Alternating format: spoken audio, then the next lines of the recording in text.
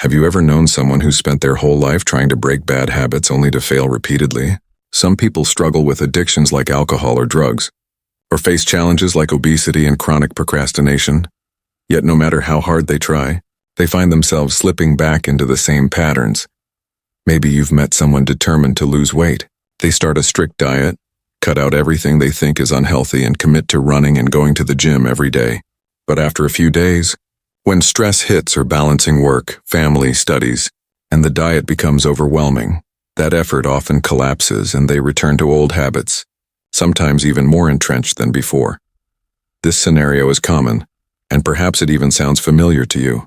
But what if I told you there's a method, a blend of several philosophies I've shared here on the channel, that can help you overcome any bad habit, whether it's obesity, alcohol dependency, or chronic procrastination? The best part is it's a remarkably simple system. This approach draws on concepts like Ikigai, Kaizen, Harahachibu, Wabi-sabi, and Gambaru. However, I should warn you, this system challenges many of the common ideas taught by traditional productivity coaches about how to make lasting change. This approach goes against what many motivational gurus promote every day. It asks you to take a step so small it seems almost too simple to work, until it actually does. Before I dive into how this system works, I invite you to subscribe to the channel, like this video, and leave a comment about the habit you most want to change. I read every comment, and it's incredible to see how people have applied the methods shared here to make real changes in their lives. In fact, the idea for this video came from a comment where a subscriber asked for help with overcoming obesity. That inspired me to focus this content on obesity, but the principles I'm sharing can be applied to any area of life. Thank you for your attention. I truly appreciate everyone who follows this channel. Now let's get back to the video. Chapter 1. The Day Everything Changed Today. I want to share the story of a man named Christopher. At 40 years old, he weighed 142 kilos. And was slowly deteriorating without even realizing it. Christopher wasn't a bad person. He had spent 15 years working as a stock manager in a warehouse. He woke up at 5 a.m. and returned home around 7 p.m. He had 2 children, a wife, and bills to manage. He was the typical working-class man who focused on providing for his family and forgot to take care of himself. His diet was whatever he could grab in the moment: breakfast eaten in the car, lunch at his desk, and dinner in front of the television because he was too tired to sit at the table with his family. Weekends usually meant pizza, beer, and resting on the couch. He felt he earned it after working so hard every week. Over time, his body started showing signs that something wasn't right, but he dismissed them. Climbing the stairs felt difficult. Tying his shoes required sitting down, holding his breath, and forcing his body into position. When his children wanted to play, he found excuses. When his wife suggested a walk, he said he was too tired, but the part that affected him most wasn't the number on the scale. It was the expression in his 7-year-old daughter's eyes when she eventually stopped asking him to play. She had learned that her father didn't join in.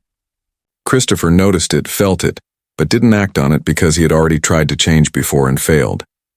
He had gone to the gym 3 times for about 2 months but quit. He tried a low-carb diet for 3 weeks but couldn't maintain it. He attempted morning runs for 5 days and stopped those as well.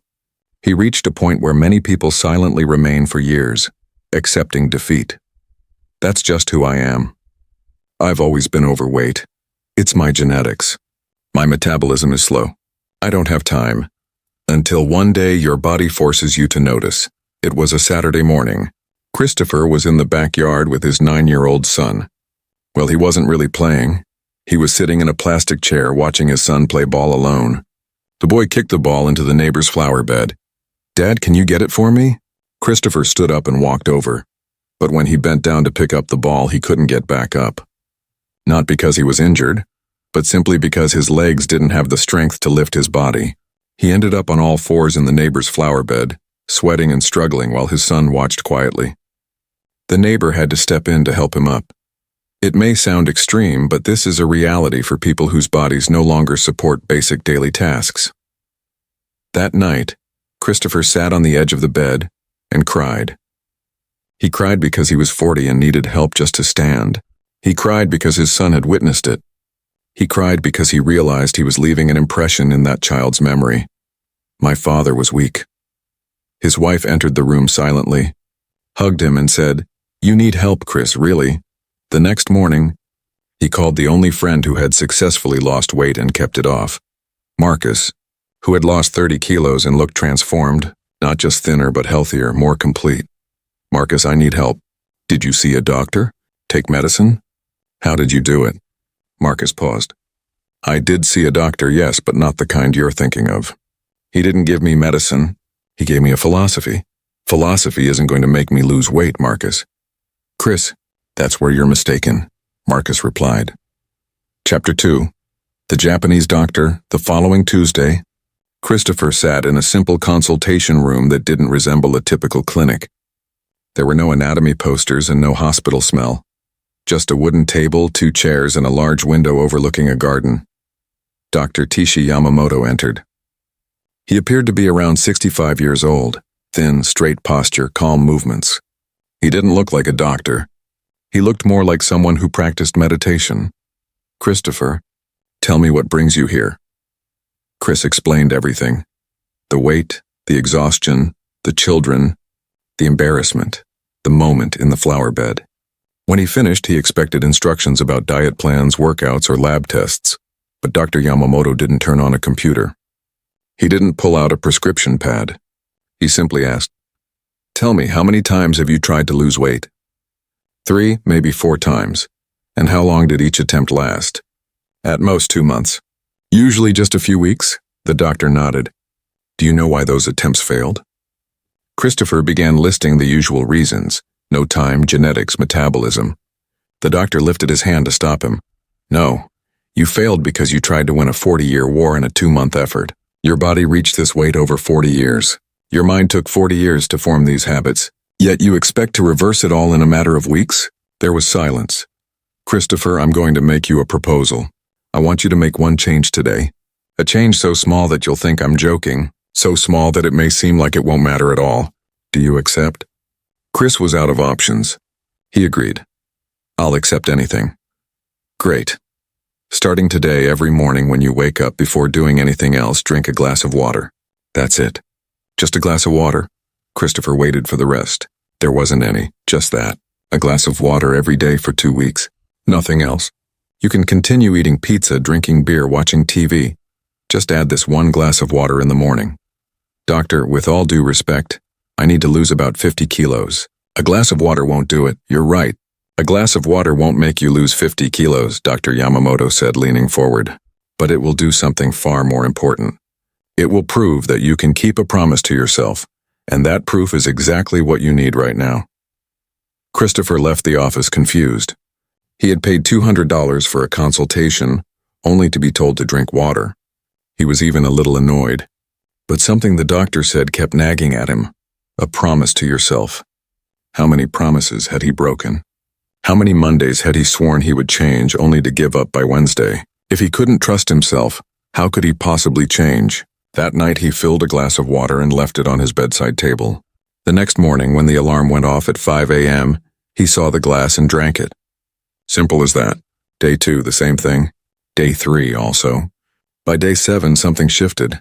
He woke up before the alarm and his first thought was, "Where's my glass of water?" His brain began to expect it. On the 14th day, he returned to Dr. Yamamoto. "Did you drink water every day?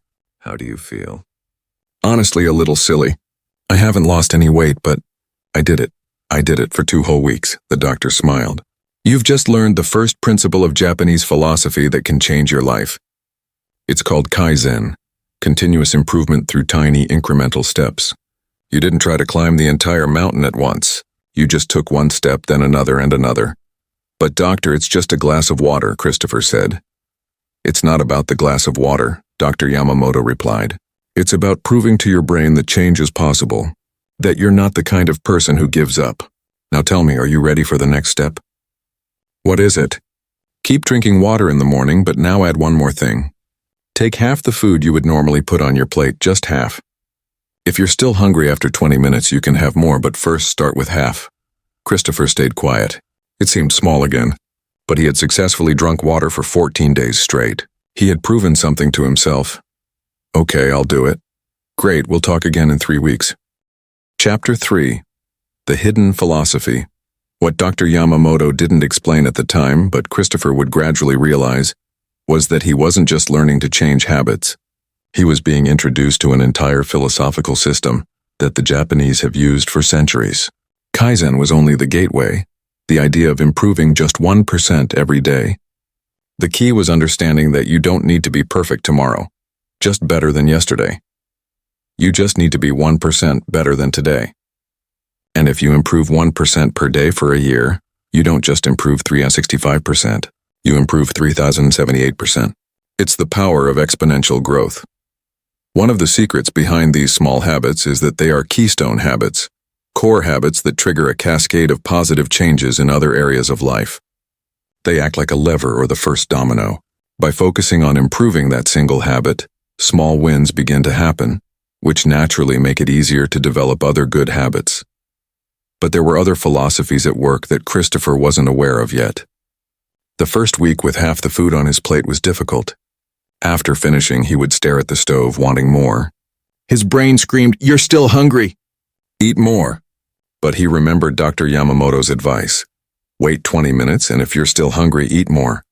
Do you know how many times he went back for more in 3 weeks? Just twice. His body wasn't hungry, it was spoiled. Without naming it yet, Dr. Yamamoto was teaching him hara hachibu, the Okinawan principle of eating until you are 80% full.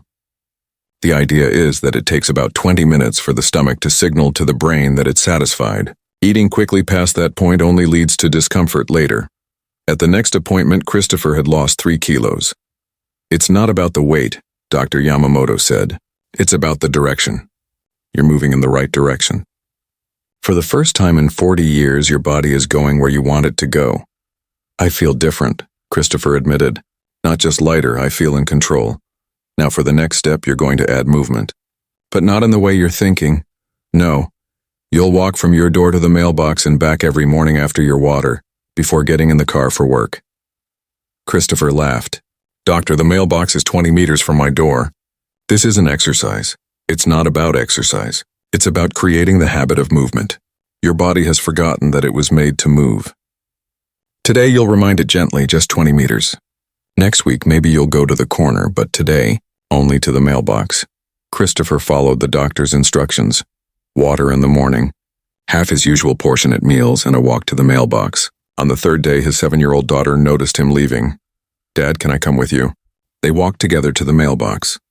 She held his hand and talked about school and her best friend. Things she had never shared before because her father had always been too tired to listen. When they returned, she asked, "Can we do this every day?" The following week, Christopher began walking to the corner store.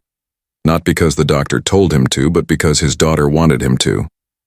For the first time in years, he succeeded. No shortness of breath, no back pain, he could do it. By the end of the 2nd month, he had lost 8 kilos. But the real change wasn't on the scale. It was in the mirror. Not in the body he saw, but in his eyes. There was a light there that hadn't been there before. During a consultation, Dr. Yamamoto asked, "Christopher, tell me, why are you doing all this? To lose weight?" "No," Christopher replied. "Why am I really doing this?" "What's the deeper reason?"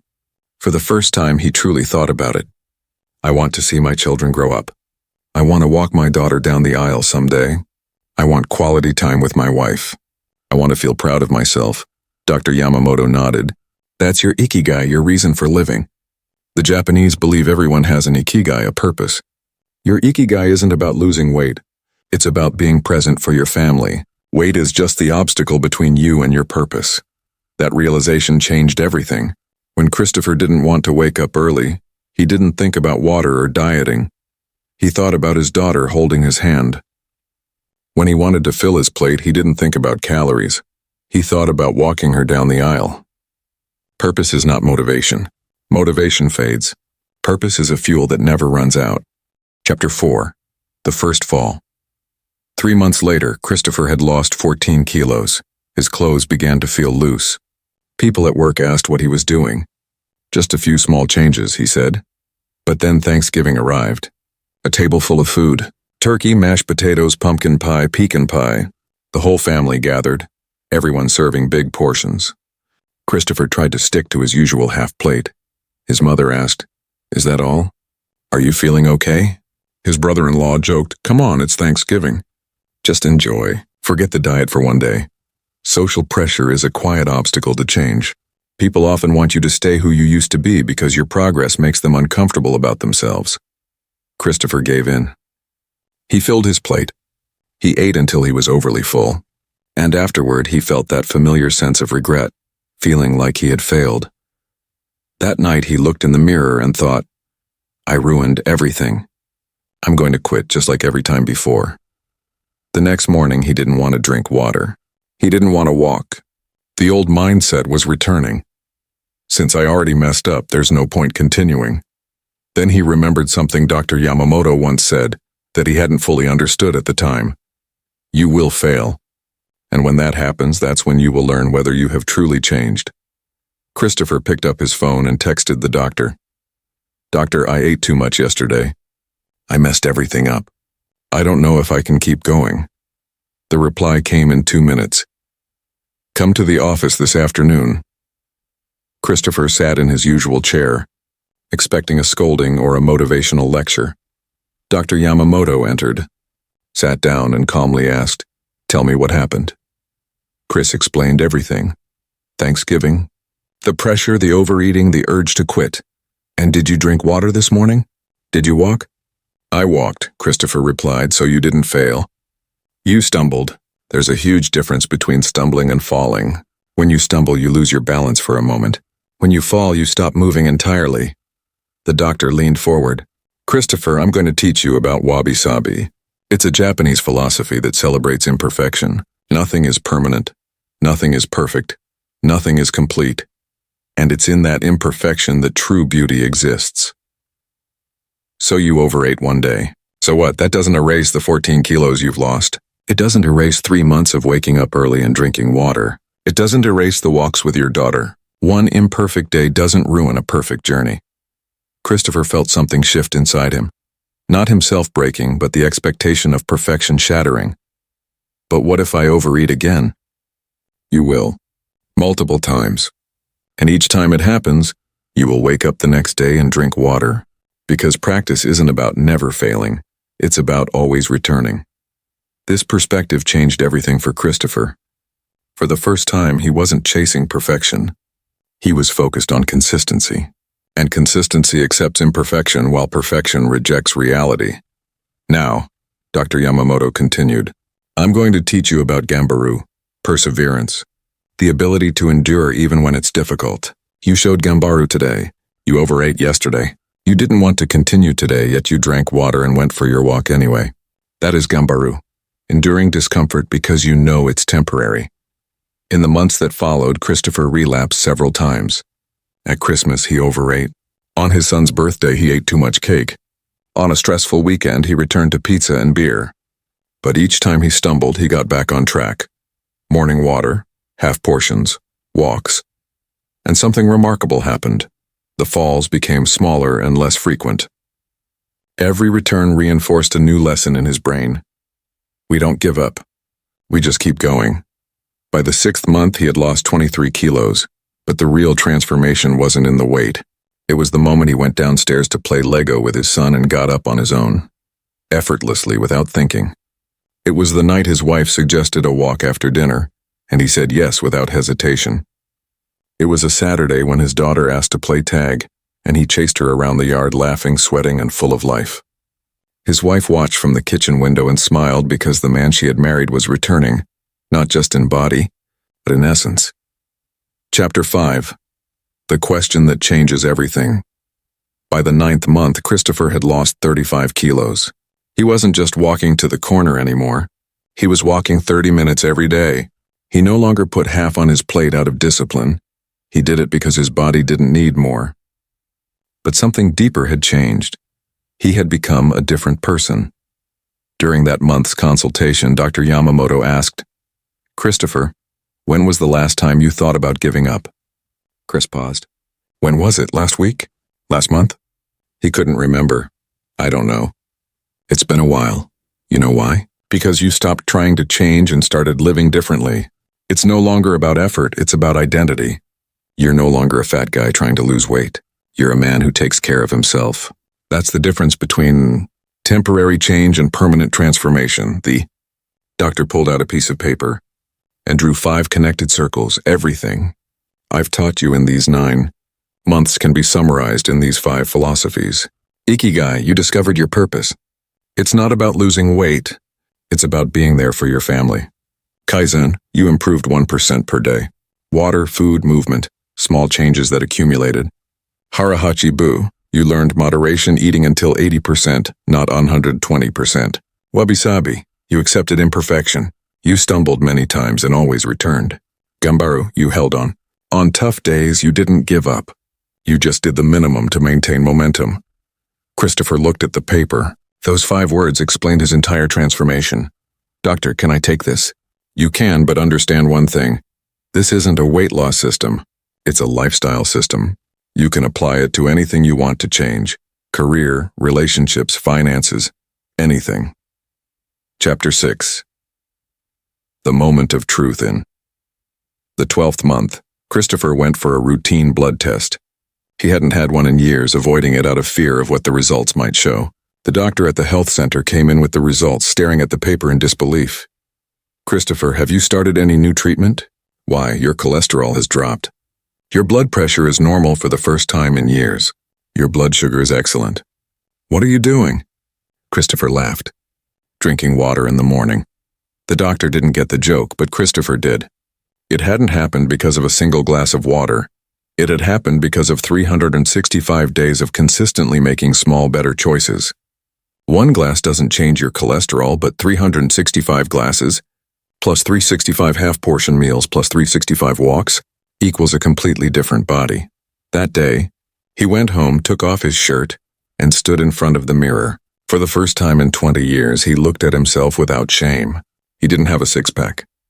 He still had loose skin in some areas and about 15 kilos to reach his ideal weight. But what he saw was a man who had kept a promise to himself every single day for an entire year. By the 18th month, Christopher had lost 52 kilos, weighing 90 kilos. He wasn't the thinnest man in the world, but he was healthy, strong, and fully present. His daughter turned 9 and they celebrated with a party in the park. As the children ran around playing tag, Christopher ran after them for the first time. One of the parents asked, "Dude, how did you lose all that weight?" Christopher thought about explaining Japanese philosophies Kaizen, Ikigai, Harahachi-bu, but he decided not to complicate things. Some things are simple, 1 step at a time, literally. That night after the party, Christopher was lying in bed with his wife. She said, "Do you know what I love most about your transformation?" "What?" he asked. "It's not that you lost weight. It's that you came back. The man I married, the father our children deserve. You were here physically before, but you weren't truly present. Now you are." Christopher held her hand. "I almost gave up so many times," he admitted. "But you didn't. No, I haven't given up." Research from Stanford University on habit formation shows that most attempts at change fail, not because people are weak, but because they try to change too quickly. The human brain resists drastic changes, interpreting them as threats. But when changes are microscopic, less than 1% per day, the brain doesn't trigger resistance. You essentially hack your own nervous system.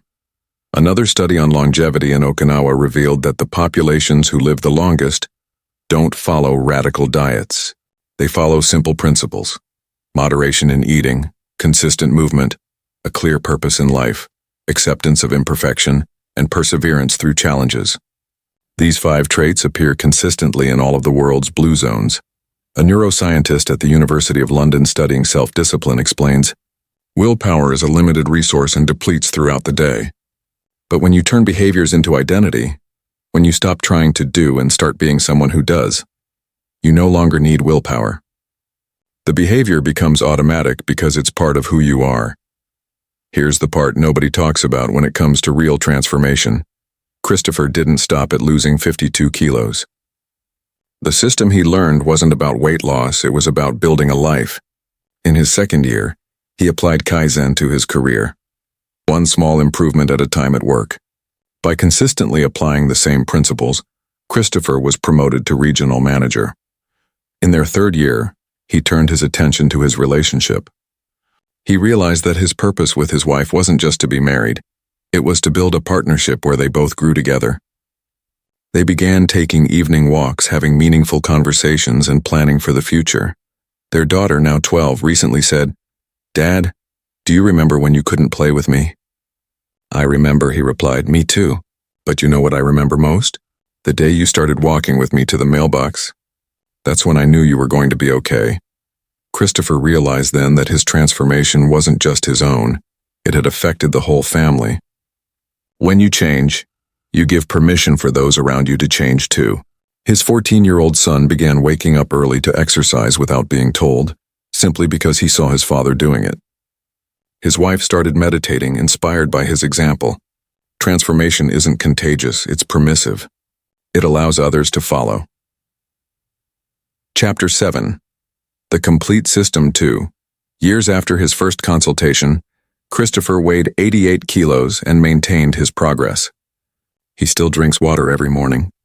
He still walks daily. He still eats until he's 80% full because that's now who he is. The most remarkable part? He now coaches others. Colleagues notice his transformation and ask, "How did you do that?" And he asks them a simple question. "What's the smallest change you can make today?" Most people answer, "I could start going to the gym." "No," he says. "Smaller than that." "Much smaller." "Like what?" they ask. "Like drinking a glass of water in the morning." They laugh. "That's all?"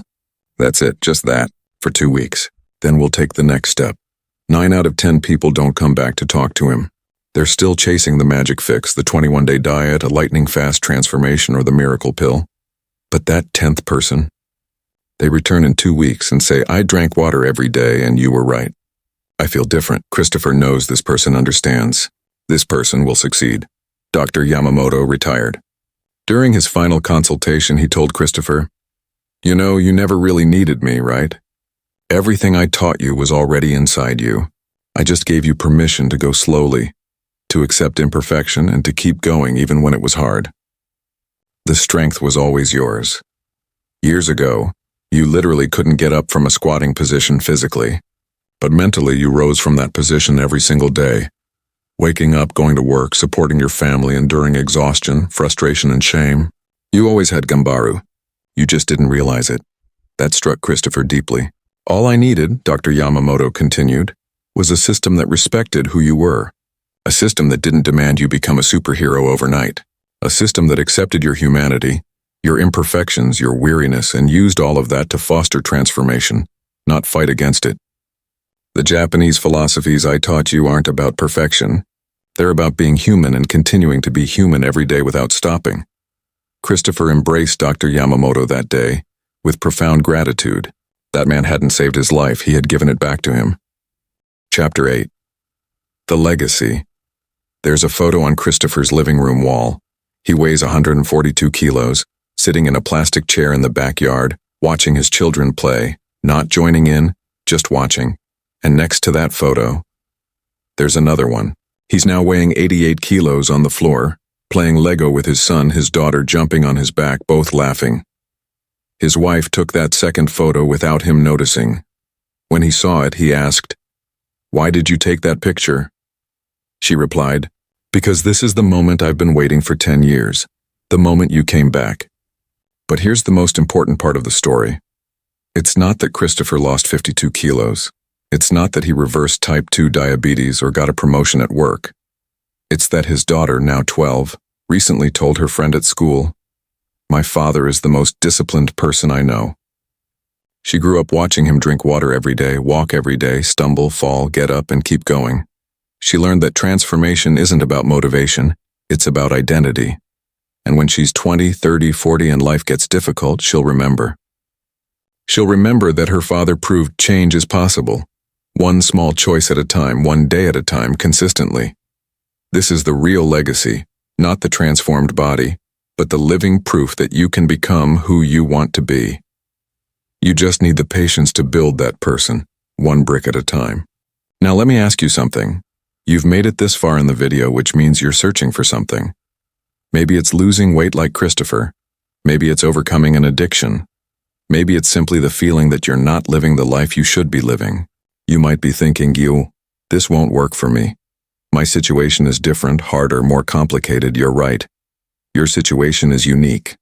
But the system is the same.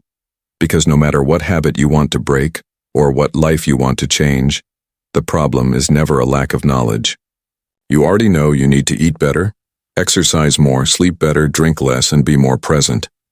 The problem isn't knowing, it's doing. And you can't do it because you're trying to do everything at once. You're trying to become a different person overnight, attempting to win a 20-year battle in just 21 days. Every time you try and fail, you reinforce the belief that you can't do it. And over time, that belief becomes your identity. I'm not disciplined. I'm weak. I can't change. But that's not who you are. You're just using the wrong system. The approach I'm sharing isn't about quick fixes. It's about lasting transformation. You don't need 30 days of intense effort. You need 30 years of consistency. And consistency only works when the actions are simple enough to carry you through the tough days. So here's the challenge Dr. Yamamoto gave to Christopher, and now I'm giving it to you. Pick one small change, the tiniest possible step. So small that it almost feels silly. So small that it seems meaningless. Drink a glass of water in the morning. Do 5 push-ups before bed. Meditate for 1 minute. Read a single page of a book. Whatever it is, make it so small that you have no excuse to skip it. Do this every single day for 2 weeks. Don't add anything else. Don't try to rush it. Just commit to this one tiny action for 14 days. By the end of day 14, you will have proven something critical. Not that you can lose weight, quit smoking, or overhaul your life, but that you can keep a promise to yourself. And that proof is everything. Because once you know you can keep a small promise, you know you can keep any promise. Then you layer another small change, and another, and another. Slowly, almost imperceptibly, you become a different person. Not because you forced change, but because you created a new identity, one tiny choice at a time. Christopher took a few years to fully transform. You might take 3, it doesn't matter, time will pass anyway. The question is whether you'll use it to build the life you want. The question is this: 5 years from now, will you be in the same place, staring at the mirror with shame? Or will you see someone who has kept every promise they made to themselves? Ikigai gives you purpose. Kaizen gives you a method. Harahachi-bu teaches moderation. Wabi-sabi teaches compassion. Gambaru gives you strength. You don't need all of them at once. You just need to start with one small action today. And when you stumble, and you will, you don't give up. You get back up. Because true practice isn't about never falling. It's about always rising again. If this video helped you, I encourage you to comment below with the smallest change you will make starting tomorrow. Don't share your full transformation plan, just the first tiny step. Writing it down publicly turns an idea into a commitment, and commitment is where real change begins. I'll read every comment, and in 2 weeks, I'll check back to see who followed through, who drank the water, who did the push-ups, who took that first microscopic step toward becoming the person they want to be. You don't need to be perfect. You just need to start. If you've made it this far, thank you. Your attention and time show that you're serious about your transformation. I'll see you in the next video. And remember, be present, walk with honor, follow the path,